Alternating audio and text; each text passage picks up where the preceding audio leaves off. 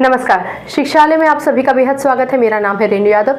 Carbon and its compound में आप ये जानते हैं कि दो तरीके के हाइड्रोकार्बन्स के विषय में पढ़ा जाता है। दो तरीके के हाइड्रोकार्बन्स में एक सैचुरेटेड हाइड्रोकार्बन होता है और एक होता है अनसैचुरेटेड हाइड्रोकार्बन।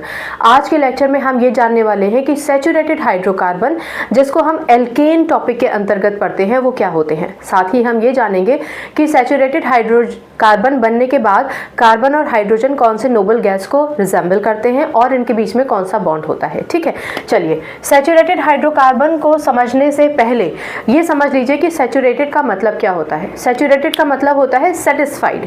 मसलन आपकी क्लास में 40 स्टूडेंट्स आ सकते हैं और 40 के 40 स्टूडेंट्स बैठे हुए हैं, यानी आपका क्लास है सैचुरेटेड। अगर आपकी क्लास के कुछ बच्चे एब्सेंट और सीट खाली है, यानी वो क्लास हो गया अनसैचुरेटेड। ऐसे ही सैचुरेटेड हाइड्रोकार्बन में जो कार्बन है और हाइड्रोजन है, इन दोनों की वैलेंसीज सेटिस्फाई होना ज़रूरी है, यानी इनका ऑक्टेट कंप्लीट होना ज़रूरी है, यानी कि ये स्टेबल होने ज़रूरी है। अब वो सब कैसे होता है समझते हैं। पहले तो ये समझिए कि सैचुरेटेड हाइड्रोकार्बन का एकमात्र एग्जाम्पल है एल्केन। अब ये अपने आप में एक बड़ा टॉपिक है, इसके अंदर बहुत सारे हाइड्रोकार्बन्स आते हैं। आज हम एक या दो हाइड्रोकार्बन का एग्जाम्पल लेते हैं। पहले कार्बन की बात करते हैं। कार्बन, जिसको आप C से सिंबलाइज करते हैं, इसका एटॉमिक नंबर 6 है।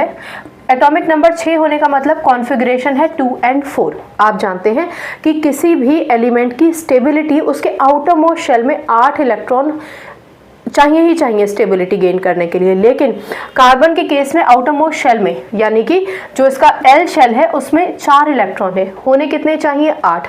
चलिए पहले इन 4 इलेक्ट्रॉन्स को मैं इस तरीके से यहाँ बना लेती हूँ। ठीक, होने चाहिए 8, है इसके पास 4 इलेक्ट्रॉन। तो कैसे ये अपने ऑक्टेट कंप्लीट करेगा वो जानेंगे। उससे पहले ये समझ लीजिए कि दूसरा हमारा बहुत इंपॉर्टेंट एलिमेंट हाइड्रोकार्बन का हाइड्रोजन है।